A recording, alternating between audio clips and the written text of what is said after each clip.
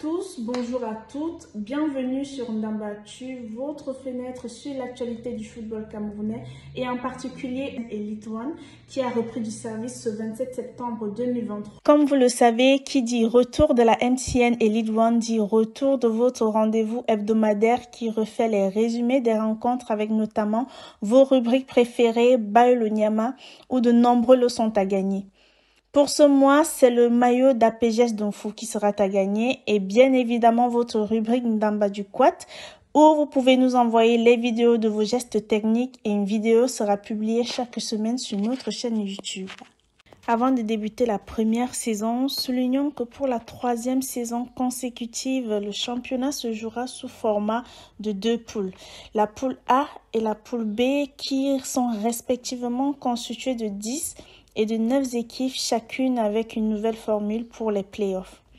Les 4 premiers de chaque groupe sont directement qualifiés pour les playoffs et les 11 autres joueront les playdowns pour déterminer les équipes qui descendront en Elite 2 la saison prochaine.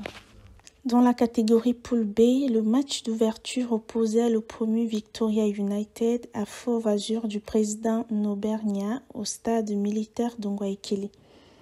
Les joueurs du président Valentin Coin vont présenter de belles impressions dès le début de la rencontre en pratiquant un football très attractif et ils seront récompensés par Richmond G qui va ouvrir le score à la 22e minute sur un centre bien placé. Le serial buteur n'aura plus qu'à accompagner le ballon de la tête jusqu'au fond des filets.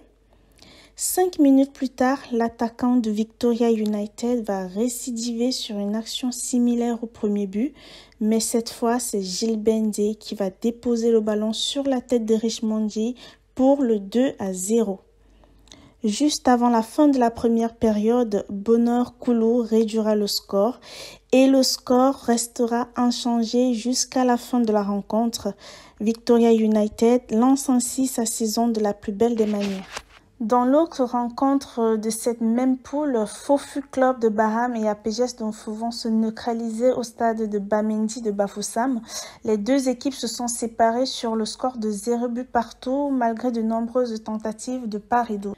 0 but partout également dans la rencontre entre le champion du Cameroun Coton Sport de Garoua et le Renard de Melon au stade Rumde Adja de Garoua. Il est à noter que Coton Sport démarre assez timidement sa saison et laisse échapper des points.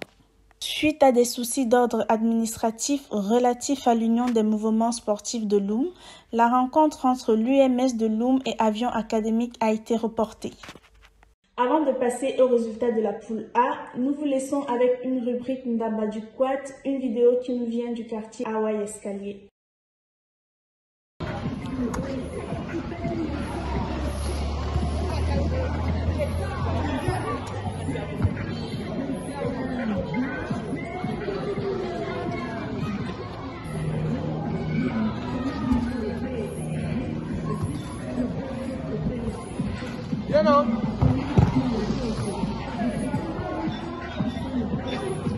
Ndamba Actu. Tu as dit que les vidéos. La vidéo du pays, il avait participé comme ça. Le Dynamo de Douala, auteur d'un mercato XXL, recevait AS Fortuna au stade de Bepanda. Après 30 ans passés en Elite 2, les Bamba Job n'ont pas pu venir à bout de AS Fortuna pour leur retour en Elite 1 et les deux équipes se sont séparées sur un score de 0 but partout.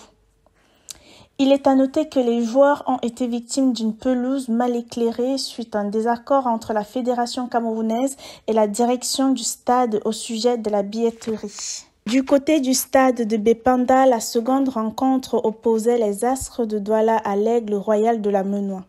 Dès le début de la rencontre, les Brésiliens de Bepanda vont ouvrir le score sur un corner rentrant de Christian Bidibileg à la 17e minute du jeu et ils se feront rattraper 5 minutes plus tard grâce à la nouvelle recrue de l'Aigle, Amine Hiver en provenance de la Colombe sportive du Sud.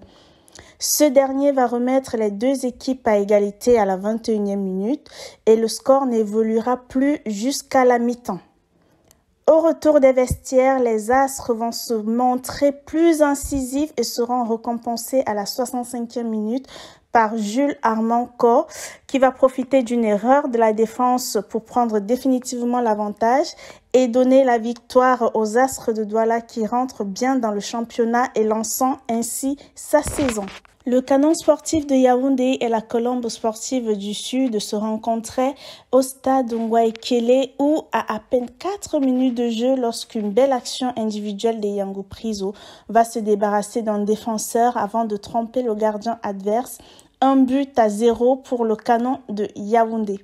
Après l'ouverture du score, la rencontre va s'équilibrer et la Colombe va pousser sans succès pour l'égalisation et ils vont même se faire surprendre une nouvelle fois juste avant la pause par Yango Priso qui va trouver le chemin des filets à la 40e minute pour son deuxième but de la rencontre.